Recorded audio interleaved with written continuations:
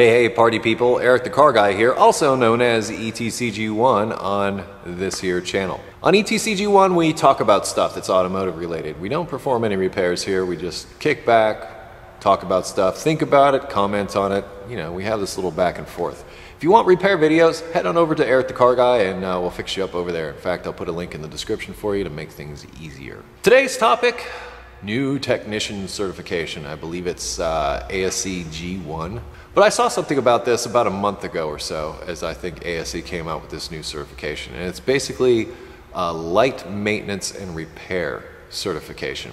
And there's been some talk, some discussion about this over on LinkedIn, which is where I first learned about it. There's been a lot of mixed feelings about it, because those of us that are master technicians, such as myself, might look at it and say, you know what, we worked hard to get our master technician certification. We took all of our tests, we had our 2-year work requirement put in, and now you're going to come along and give somebody who didn't pass those certification tests pretty much a status that is similar to mine, or could be inferred to be similar to my own as a master technician. I'm sure that's not exactly what ASE had in mind, but it is something that's being said, and I can see why. And I can see why there might be a little resentment on the part of those that did work hard and did do what they could to pass their master technician certification, which, in order to become a master certification, for those of you not familiar, you have to pass 8 of the ASE tests. There's one for brakes, there's one for steering and suspension, there's one for emissions, there's one for engines, there's one for automatic transmissions, there's one for manual transmissions, there's one for electrical,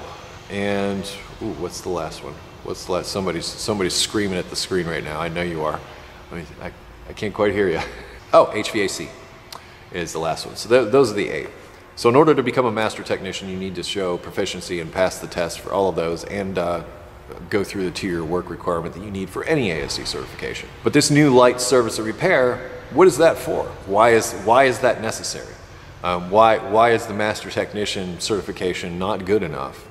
And we need to create a new certification for these technicians that do light service and repair. Some would argue that it is a way for ASE to help out those shops, maybe those chain shops, if you will, to have a ASE status thing outside of their facility. Because, you know, ASE, you see that little blue seal stuck out in front of a repair facility, you say to yourself, that there should be good people working there. They showed the effort. I'm not saying certifications are the do-all end-all. We've gone through this before.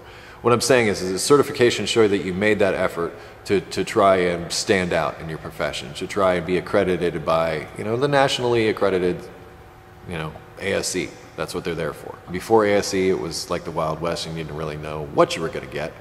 But these days, with ASE certifications, you should be getting a competent repair professional, that is certified in the area of this. Or if they're a master technician, they're certified in the areas of just about everything, with the exception of L1, which is like an advanced emissions test, which, you find somebody that does that, they're good people to know. So we've got this other certification, and what does this do to the industry? What, is it something that's just there so that some shop can post that they have a G1 certified technician who's there for light service and repair? Not real sure. I'm curious as to what your thoughts are on this. I mean, if you're ASE certified or not, or going to get your ASE certifications, maybe you had trouble passing one of those tests. It's not exactly easy to pass all those ASE tests. So it's not like, snap your fingers and take the test and everything's great. It's not always like that. It's a lot of effort on the part of the person taking the test. What do you think? What are your thoughts? Is this new certification a welcome change, or is this new certification just a way for ASE to cater to some of those service shops out there that are looking to get that blue seal out in front of the shop? Hard to say. I really can't say, but I am curious as to what your take on it is. So I'll put a link in the description to any information about this G1 certification, and you can look at it for yourself and read through the materials and decide for yourself how you feel about it. In addition to the comments below, I will have a link in the description to a discussion about this video over at the forum on my website, and we'll talk it out. We'll see what you think about the new ASE certification that's out there. Anyway, I am Eric the Car Guy. You can always find me at EricTheCarGuy.com.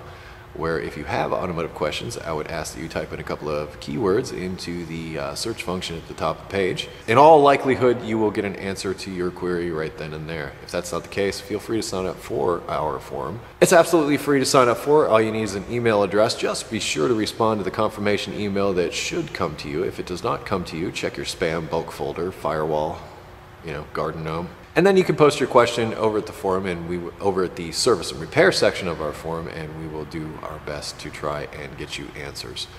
I can also be connected with socially on Google+, Facebook, and Twitter, and yes, I'm also on LinkedIn. I close each and every video with be safe, have fun, and stay dirty, and I will see you next time.